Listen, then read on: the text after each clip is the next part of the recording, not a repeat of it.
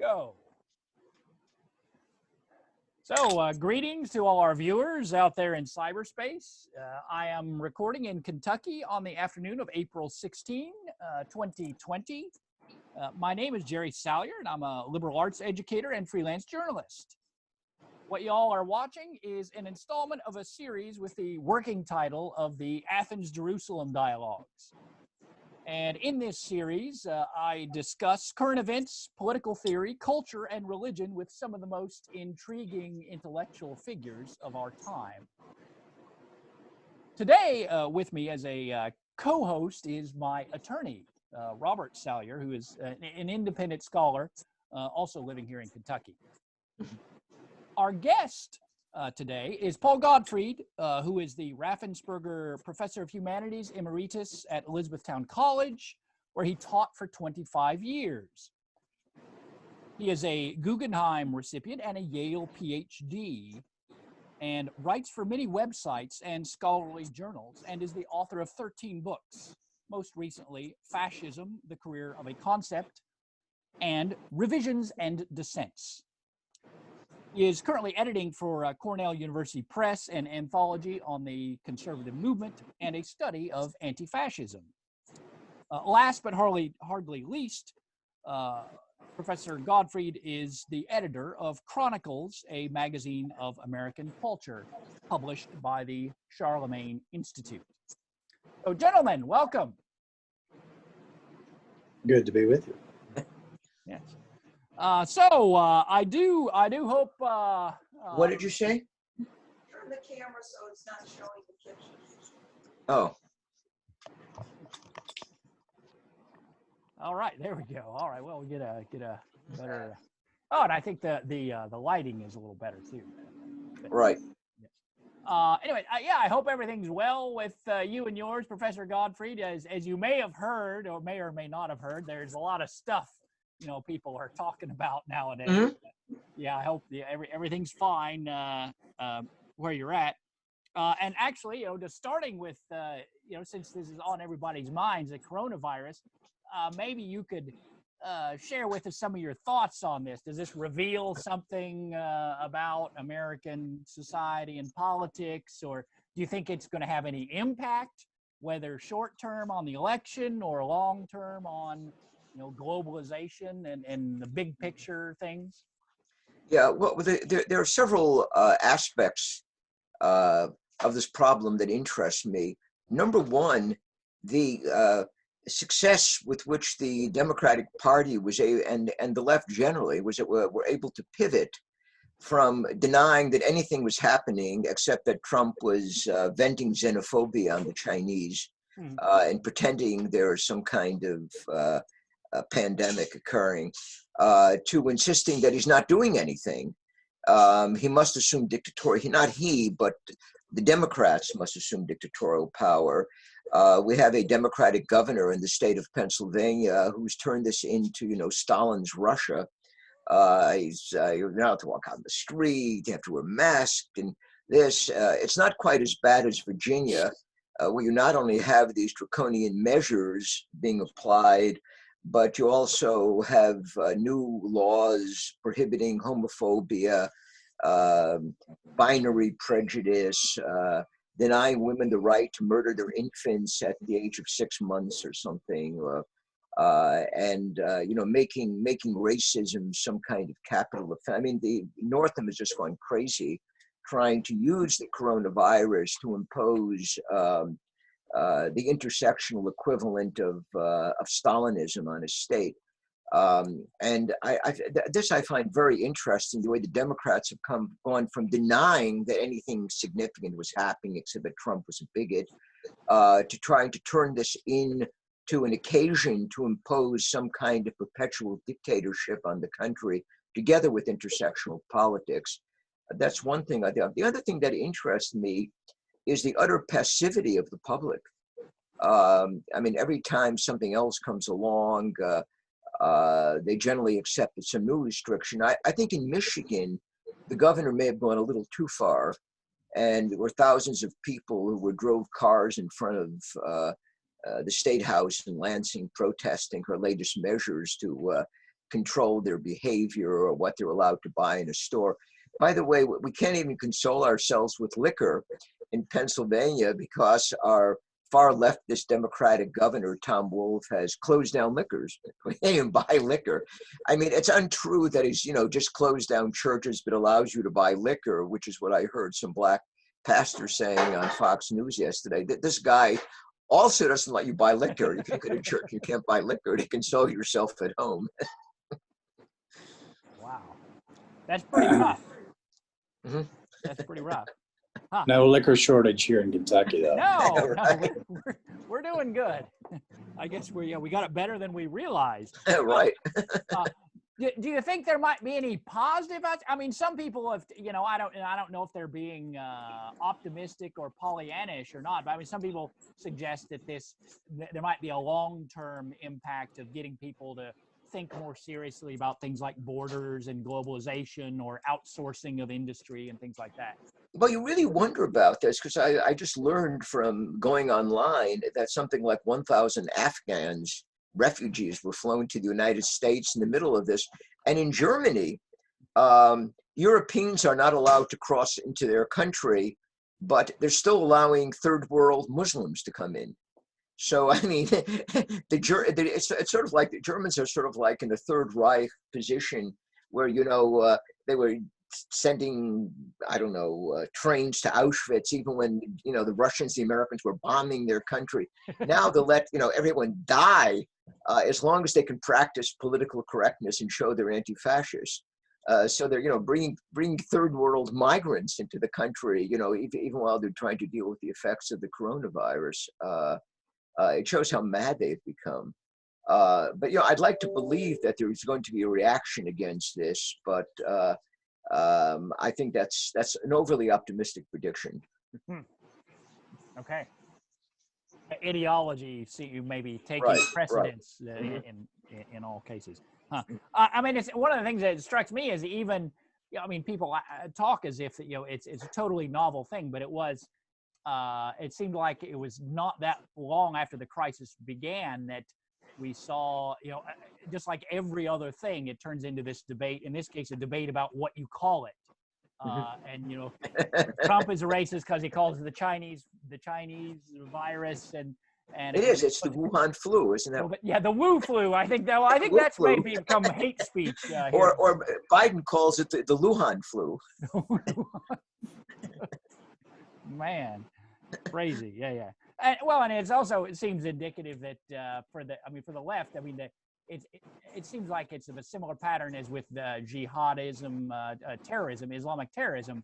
Mm-hmm. It's this thing is bad, but the real danger we want to keep on the lookout for is it might empower right-wing nationalist movements. That's the real danger is Trump, not the coronavirus. Mm-hmm. Speaking of this ongoing, attempt to control the discourse, I just received a while back a copy of this review copy of this Walk Away. Yeah, Walk Away. Mm-hmm. When the political left turns right. So it's an anthology dealing with various intellectual figures who were originally on the left. It seems like most of them during the Cold War, who then, for one reason or another, broke with the mainstream of the left, and whether they were comfortable with the label or not, they became de facto conservatives in one sense or another. And your contribution, of course, is deals with this fellow James Burnham, who I'd heard of before and had some vague awareness of what he was about, but looking into him a bit, using your essay as a springboard, he seems like a fascinating figure, to say the least. No, he was. I agree. I think he's probably one of the brainiest figures associated with the American right. He won every kind of award. He started out as a linguistic analyst. He studied at Oxford. He was an absolutely brilliant thinker, and he was the most interesting of all the Trotskyists that I've studied. He's the only one for whom I have any use. Most of them degenerated into neoconservatives, but he remained a powerful thinker. Although I think he did get caught up in the furor of the Cold War and devoted his many years of his life to a kind of brinkmanship foreign policy. But I think his book, The Managerial Revolution, which he wrote as a recovering Trotskyist, is one of the greatest works of political social thought of the 20th century. I think the late Sam Francis was right in his judgment of that work. And I know it influenced both of us profoundly. I like his book, The Machiavellians. The Suicide of the West is a great book, but I was absolutely appalled to see Jonah Goldberg writing his own Suicide of the West as a kind of successor work, which is full of the usual, childish PC nostrums that you expect to come from Jonah Goldberg.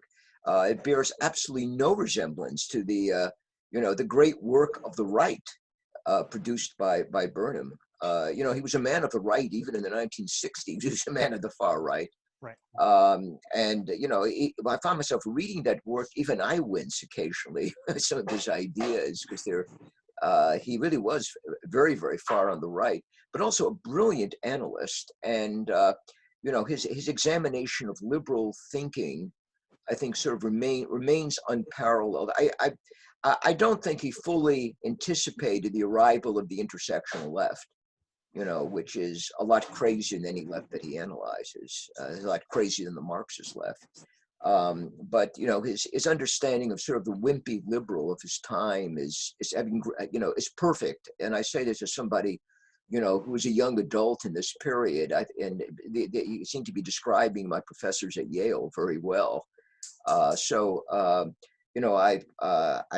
think that Burnham stands out for me as probably sort of a paradigmatic intellectual of the right. I can't think of anybody else whom I admire more on the American right. Okay. Wow, that says high praise, certainly. Mm-hmm. I suppose for Excuse me, I should say that that I also am very fond of Robert Nisbet as a writer, and enjoyed some of Buckley's polemics growing up. Okay. Professor, if I could jump in for a moment, do you think that James Burnham, in his work on the managerial state, was influenced at all by Pareto's theory of elites? Mm-hmm. Well, he says this himself. His book, The Machiavellians, which came out, I think, in 1943. I must say it was a very bold book to be written, during a great crusade against fascism, which is what the Second World War, was depicted as at home. But he says that Pareto was instrumental for his own intellectual development. He has Robert Michels, he has Pareto, he has Gaetano Mosca, I think Max Weber, and Sorel. Yeah, those are the thinkers he includes in that volume. Okay.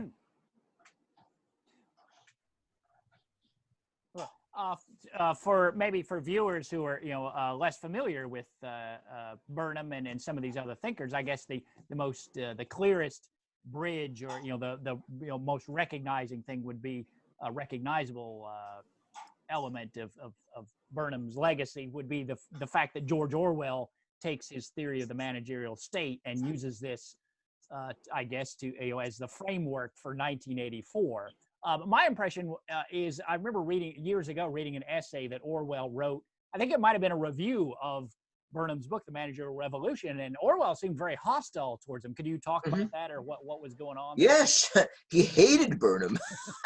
Okay. Orwell, for all the talk about him, as a great critic of Stalin, was a very conventional leftist. He sort of remains a left-wing laborite. He thinks Burnham is a nasty, cynical man, and he remembers that in the concluding section of The Managerial Revolution, Burnham seems to be indifferent. Even if the Nazis win, perhaps their model of managerialism is the one that's going to succeed. And of course, this is being written in 1940. When France was falling, other places, he says, well, he did not condemn this. Right. And this, I think, is like one of the criticisms that's made of Burnham. And I think which very definitely separates him from neoconservatives with whom he's sometimes linked because he accepts the welfare state. in the 1960s, like me, he was a Rockefeller Republican. I mean, which I know sounds strange because he thought Rockefeller was the best you could do, sort of given the bovine leftist mindset of the American people. But he was actually very, he was very cynical about democracy. He had nothing but contempt for the masses of human beings. And you see that even in the managerial revolution, whereas Orwell is a leftist true believer. The masses are going to demand socialism because it's just. Orwell believes in equality. I mean, Orwell is angry at Stalin because Stalin is basically a fascist. He's not following the socialist egalitarian blueprint that Orwell, favors. So it was no love lost between Orwell and Burnham, but he is struck by the model, of presented in the managerial revolution of a world divided by mutually hostile managerial regimes. And you can see that if you read 1984, you see Orwell, Burnham written all over, that work.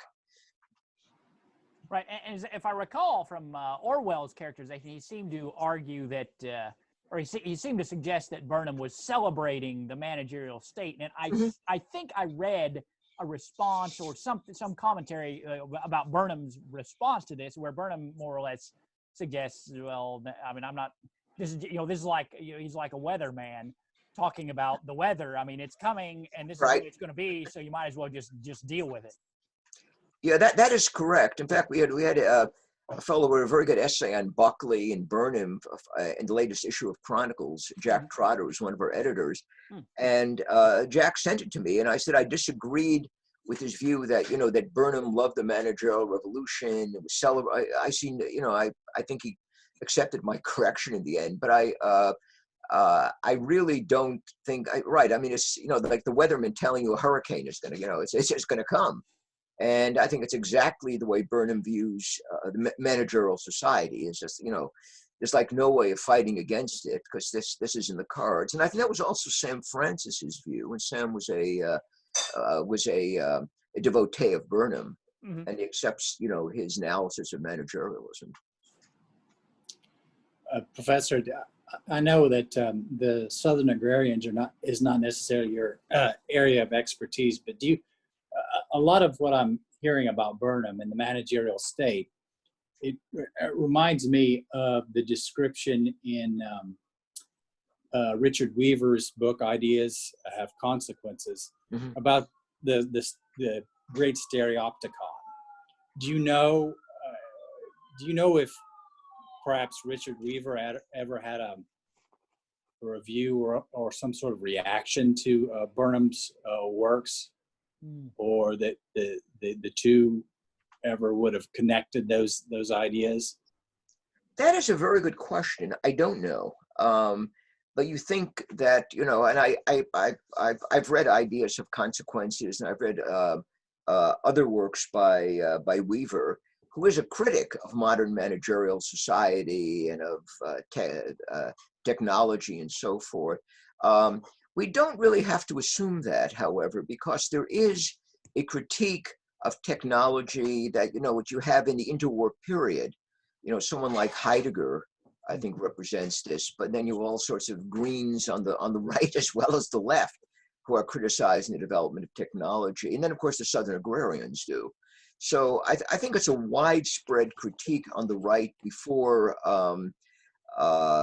Weaver, launches his own critical writings on this subject at the end of the Second World War and after the war. So we don't have to assume that he read Burnham, but he obviously believes we should be resisting managerialism. I see. Do you know, did James Burnham, did he have any sort of Hegelian background that would cause him to come to these conclusions that this dialect or this thesis, this antithesis comes together and we get the managerial state? Or is that am I reading too much into it? You're not reading too much. I wrote a book called The Search for Historical Meaning that has a chapter on Burnham, in which I suggest the same. that you would think that, there is a certain Hegelianism present in Burnham's writings, but you can't really put your finger on it. One could say that you see the operation of the dialectic in his, in his Marxist phase, because he does start out as a Marxist. He rejects Marxism, however, because he thinks it's pseudoscience. That's why he throws it away. It's not by the way, it's not because he is so appalled by communist atrocities. It's because he thinks it's pseudoscience. I mean, his criticism that he's killing these people for nothing. This is all nonsense. These people, the communists believe in. But I would agree, there does seem to be a sort of Hegelian subtext in a lot of what he writes, because this is inevitable. This is the course of history that we're seeing, and I'm just describing the world spirit or what's unfolding in our time, there certainly is, one might say, an historicist element, not necessarily an Hegelian one, but I mean that this is the way history is going. You make faces at it, but my deceased friend Will Herberg, who had once been a communist and then moved all the way to the right, used to always, always quote, I don't know, Marx or Hegel or somebody saying that, don't make faces at history. This is just the way it is, or something like that. And this is exactly, I think, what Burnham is saying. Okay. Sure.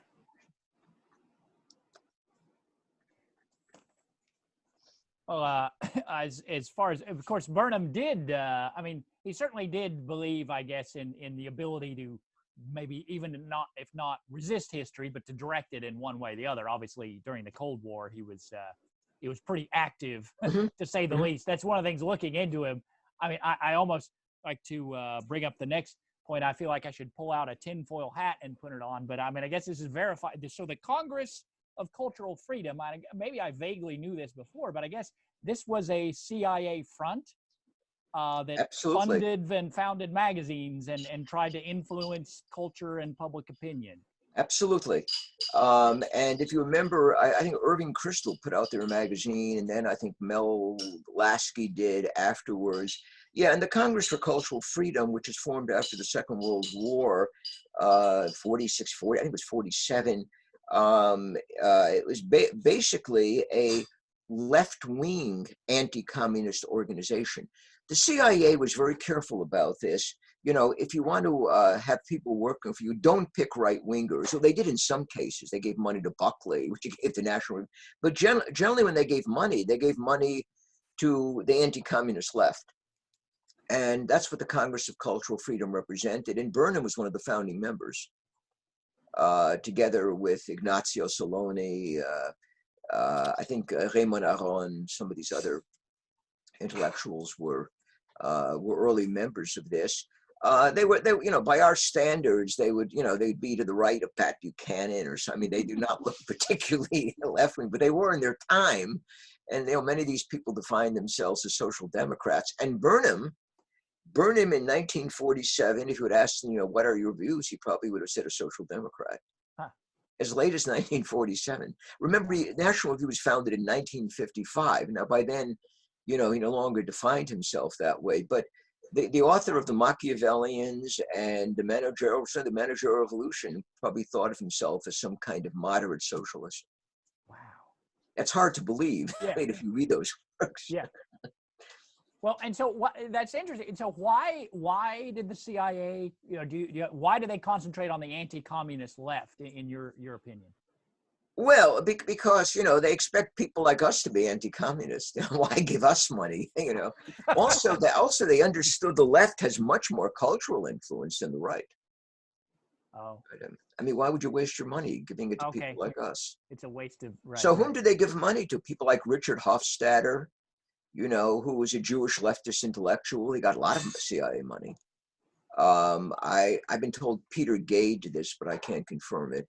There are lots of these, Arthur Schlesinger. There are lots of these people, were New Dealers, social democrats who were, awash in CIA money.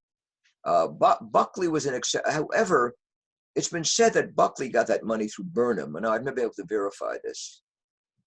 Because Burnham continued to receive CIA money when he went over to National Review.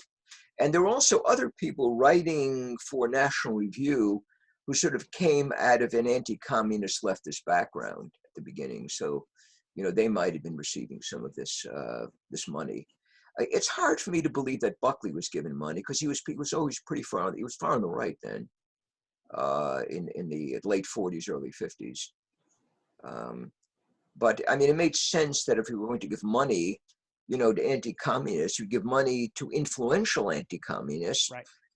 Who represented the same egalitarian ideals as the communists, but, believed in democracy and were against, Stalin's methods. So they're trying to break up, maybe, they see the communist left as a united front, and so you bribe some people or support some people to break up that front, I guess. Yeah, there also was a large anti-communist left. I mean, this is something that Buckley would deny, and others to say, the entire left is squishy soft on the communists. But after the war, and it was a labor government in England, which fights back against the Soviets. I mean, the time of the Berlin Wall, they took a hard line. I mean, the labor government in England wanted, to break through the Berlin, and just take Berlin. You have, some of the French socialists were taking that position. Then, I mean, someone like Arthur Schlesinger writes The Vital Center, which is not one of my favorite works, but he writes it as, as a member of the anti-communist left. So, there were a lot of people who were on that side. Then there were Lovestonites and others who were, breakaway Marxists who hated the Soviets. And, I'm sure they were giving CIA money. I mean, it made sense strategically to give money to these people because, they would be listened to in a way that we would not. Right. No, yeah, that does make a kind of sense. Actually, now that you say that, I'm wondering, I mean, is would you say it's totally different today or not? I mean, the impression you get from the mass media is that the left today is kind of it's all the intersectional unity and so on. I'm wondering though if maybe that's just an image and under the surface there's. Well, you cannot judge things by the present because our left is so perverted, so lunatic. I mean, there are people who belong in a loony asylum. They have nothing to do with Marxism. They want, non-binary restrooms, and you can change your gender and change it back every 5 minutes. I mean, this has nothing to do with what the left was in the 1940s or 1950s. However, the left will continue to glorify the communists, like Mark Bray or I did this book on anti-fascist, Jason Stanley. The communists were great, and they were fighting against homophobia, like in the 1930s. When of course the communists hated homosexuals. I don't think I don't think that's right. Concentration camps, and they were sexist and everything else. This is pure. But these people have no sense of history. And they imagine the left was always, lunatic the way they are. The left used to be a lunatic in a different way, So you really can't judge us. But of course, the view of the left today is the left was always what it is. And, remember when our black messiah, Obama, went to Cuba, he was like kissing up to Raul Castro, although they treat homosexuals horribly there, because he must be a good guy because he's a communist, right? And Obama was educated by communists, so this guy is okay. He's, he must buy into intersectional politics. He probably, has feminism and all this other stuff there. There was somebody who was explaining to me, who was a professor at Villanova.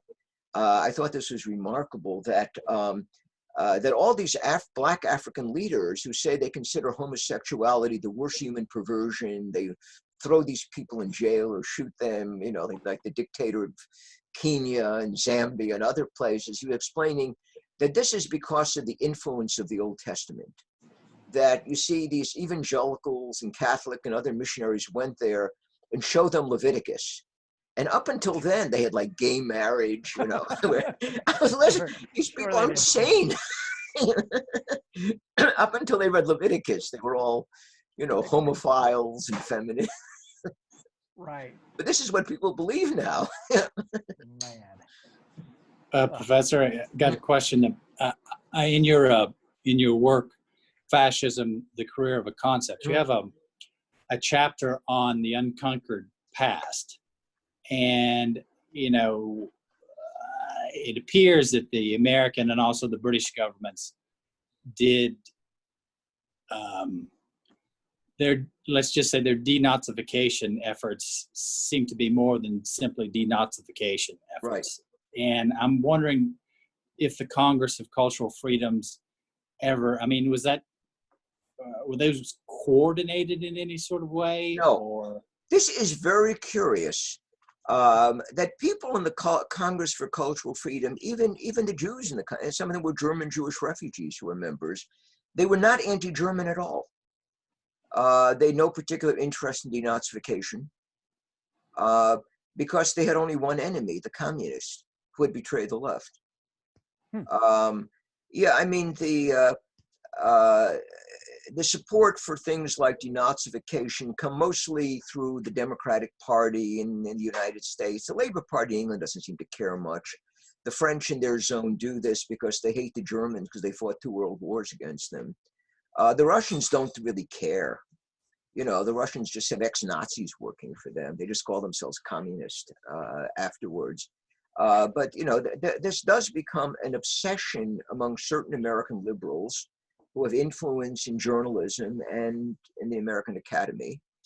And, you know, I remember when I was in graduate school at Yale, I mean, I speak and write fluent German. And when I was talking to these people, some of them were German refugees, I said, you know, it really hasn't gone far enough. And, you know, so-and-so really was a collaborator, or this sort of thing. I mean, the war ended like in 1945. This was like 1966. And of course, now it's getting even worse. You know, it's like if you, I read something attacking Eric Vogelin yesterday, that he spoke to somebody in Vienna in 1930-something who later joined the Nazi Party. And it makes him a Nazi. He was a social democrat who left the country, was a raging anti-Nazi, but he was a Nazi too, you see. And that's because he defended the Catholic Church after the Second World War, or some stuff like that. So, you know, now it's much more hysterical than it was even after the Second World War and during the denazification. But, you know, I remember one of my teachers was Herbert Marcuse. He didn't care about any of this stuff. I mean, he was just against the American armaments. You know, America was putting, thinking in German, Raketen, rockets or something in Germany, and we were pushing the poor Soviets or something like that. But he didn't really much care about this re-education stuff. And you get very little of it. The Congress of Cultural Freedom just let's forget about this and go on to fighting the communists.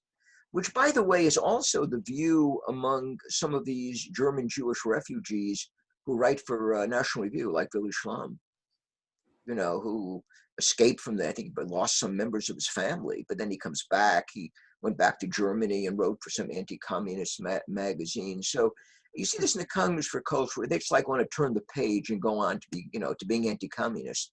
They're angry at the communists for betraying the left. You know, this is their major concern.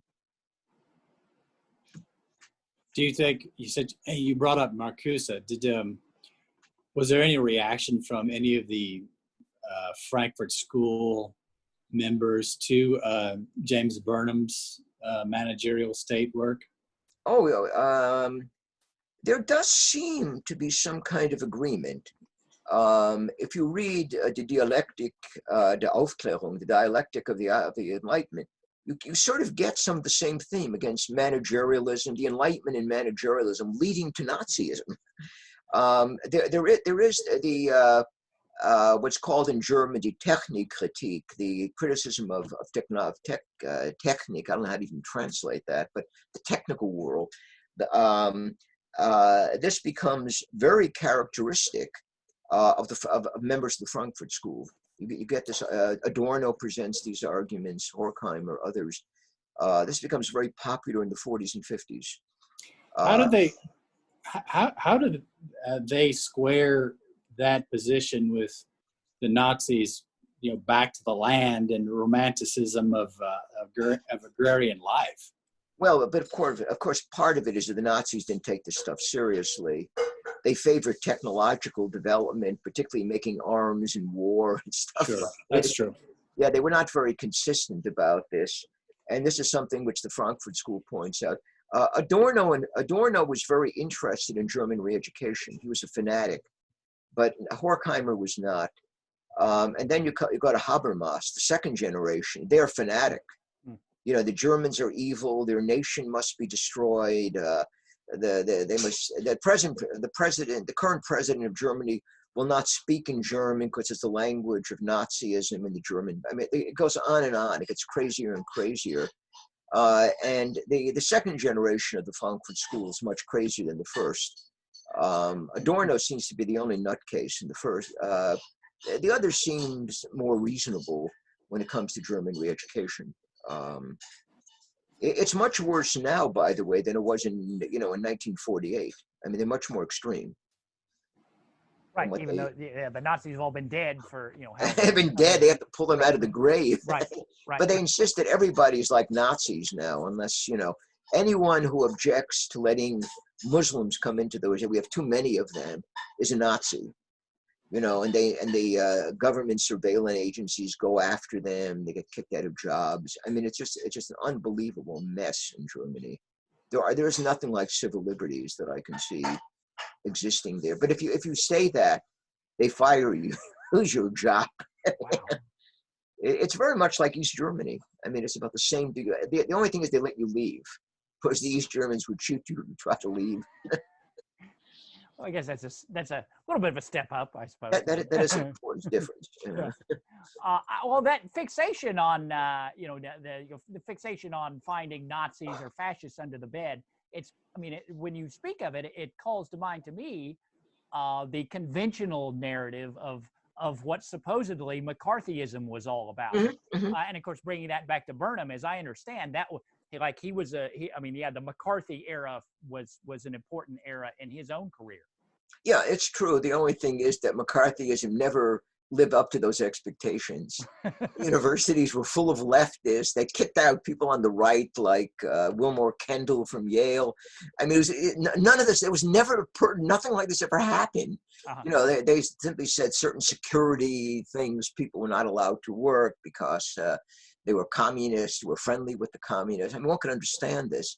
I think the McCarthy persecutions have been vastly exaggerated, often to justify the Red Terror that followed the so-called White Terror. It was never a White Terror, in order to justify the repression afterwards. Right. Well, I think I saw somewhere that Burnham identified himself as, and I thought this was an interesting concept, as an anti-McCarthyite. Like, so he wasn't pro-McCarthy, but he sure wasn't anti-McCarthy. I don't know. That's my own position. I'm an anti-McCarthyite. Okay. Well, yeah, now, obviously, not to bring it, there's aside from the coronavirus, of course, there's one other fixation that occupies everybody for the past 4 years or so. And I've actually seen comparisons of Trump, made comparisons between Trump and McCarthy. I don't know if you think, there's anything to that comparison, or if there's no. Trump is not that good. I mean, I don't see any McCarthy. Okay. Yeah, and he's a teetotaler too, I guess. So. A teetotaler, right. McCarthy, definitely not. Wow. So, we've got, how much more time do we have here? Maybe if we can have one more. Do you have maybe another question there? Go ahead. Robert? Yes, Professor. I was wondering the work that you contributed to Walk Away. Do you know, because I understand this are a number of, the book is about a number of prominent left-leaning individuals who walked away and became essentially on the right. Do you know, was there any reason that Eugene Genovese wasn't included on that? Because he's one of the folks that I might have thought of first. I think that's a very good question. The problem is most of the people in that book never walked away from the left.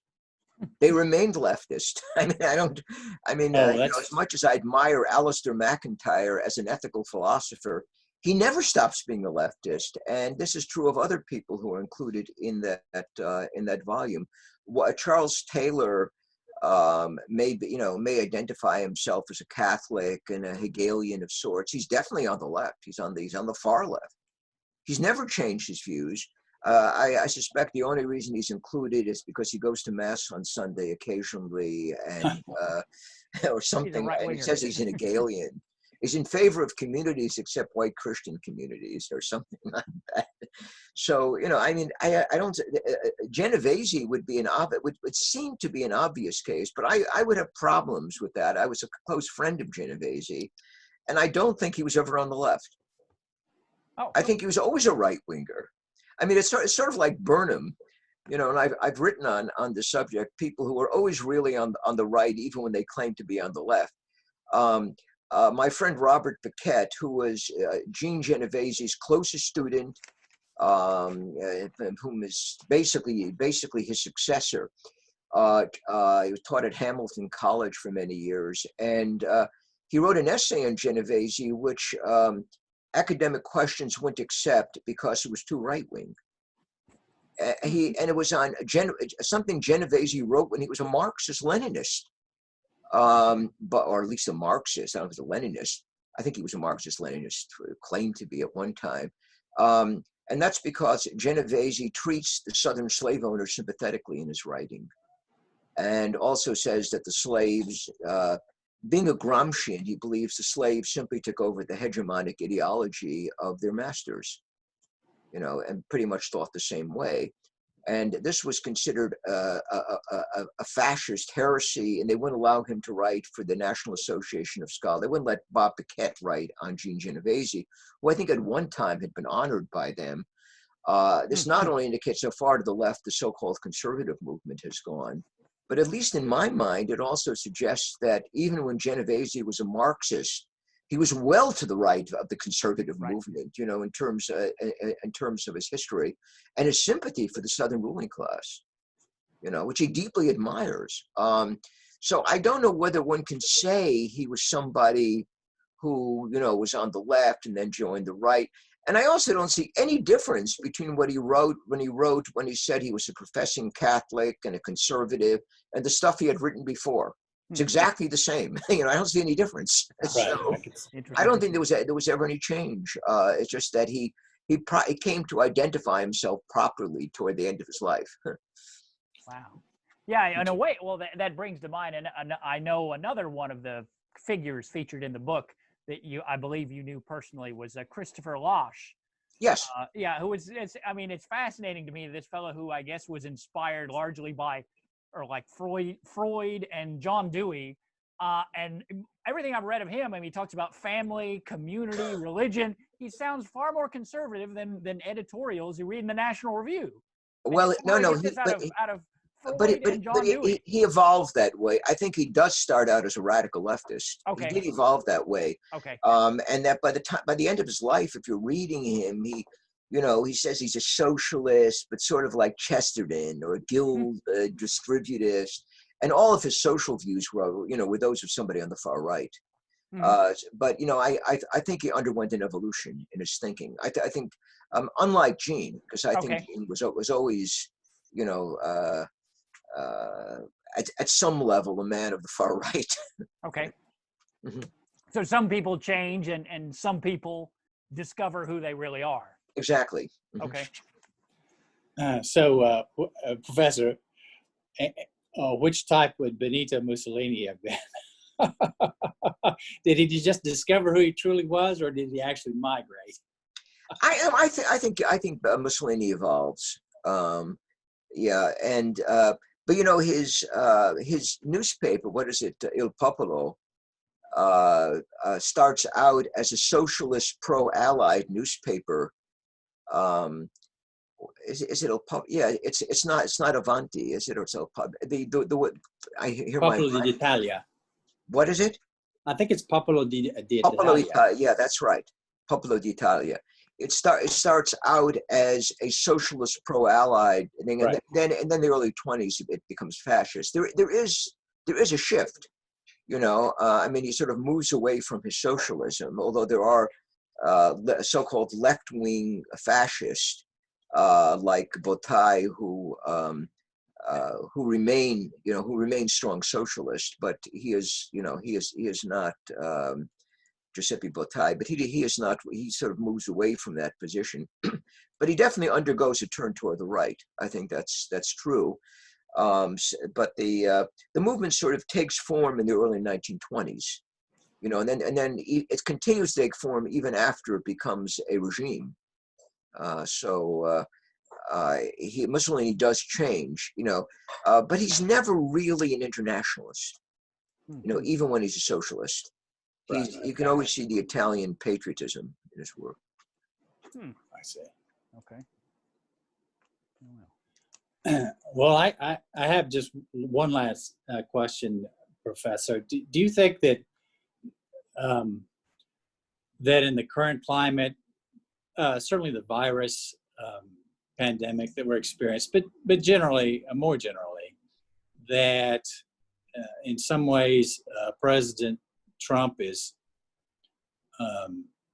potentially overreaching, such that ramifications in years from now we'll see this as kind of problematic. And that what caused me to ask this was the president's statements regarding the U.S. governors,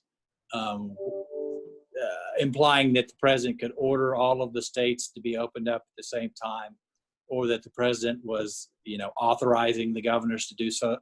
When, as a constitutional proposition, that's wrong. The president doesn't have. That's completely a state constitutional question, and the federal government can't direct a state governor to do this or that, or not do this or that, presuming that it's in accord with the U.S. Constitution. Do you see that some of the things that have happened might be concerning, 10 years from now, 15 years from now, depending on who's I think that question, for better or worse, was settled by 1865. The federal government does what it wants. It just continually, whatever it wants, it encroaches on state power. And the only time it's objectionable is if it offends the left.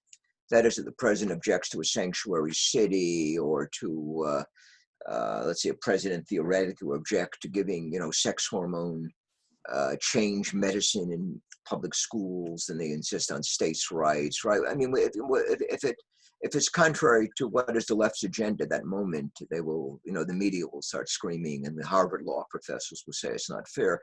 But, I really don't see states pushing back very hard. And I don't think there's going to, I really don't see a deep belief in states' rights, from talking to people, from reading. Certainly the conservative movement doesn't believe that. I mean, there might be some people on the constitutional right who vote for the Constitution Party or something like that, which I wish them well. I like Rand Paul. I think he's a nice man. I would vote for him. I even sent money to his presidential campaign once. But this is not going to go anywhere. So, the president can do anything he wants with the states, as long as the media proves it's okay. I think people are in a state of panic, mostly, and they want, whatever measures are necessary. I mean, unless you have some brave souls in Michigan who noticed that the idiot governor is taking dictatorial powers and push back occasionally. I don't think 10 years from now people will be upset. What I do think is possible is that if Stacey Abrams becomes our next president, because Joe Biden wins and then is then put into a nursing home, and Stacey Abrams is his vice president, who then assumes there could be a reaction. I mean, I think, if someone like, the Gillum in Florida, or some real, nutcase leftist who brings up, racism, sex, and that person were to take power, who lacks the finesse of someone like Obama, although I didn't think he had much finesse, but, he was supposed to have finesse. But if you have a much cruder version of Obama taking power, there could be a reaction. Now, I don't know how far that reaction is going to go. I'm not sure whether it would result in increased state power. I mean, I just don't see that was called dual sovereignty, coming back into play, and states saying we're doing this and we're going to. Every now and then I see the American conservative website saying we're going to have nullification. I'm waiting for nullification, and in the Kentucky resolutions or something, it was there, and that's fine. I just I don't see this working right now. Right. All right. Well, some food for thought we can close with, I guess. It gives us a lot to think about. Okay. Let me remind viewers if who found Dr. Gottfried's observations intriguing, they're encouraged to check out Chronicles magazine, as well as Dr. Gottfried's numerous books. Let's see. What was your latest project again? Well, I have a book called The Vanishing Right, or the Vanishing Conservative Movement, which is a book of critical essays on where the conservative movement has gone since the 1980s. Okay. And Cornell will be bringing that out in, I don't know, June or July. Okay. Then I have another book, Anti-Fascism, The Course of a Crusade. Also will be brought out by Cornell soon after the first book. Okay. And just for viewers, if your finances are tight, I encourage y'all. What I sometimes do is get my local library to order a copy. Right. You can do that as well. So thank you, Robert, and thank you for joining us, Paul Gottfried. Well, thank you for having me. Yes. Okay. And before I forget, I encourage listeners to subscribe to this channel, as we hope that the Athens-Jerusalem dialogues will provide you all with more thought-provoking discussion in the future. Thank you. And farewell.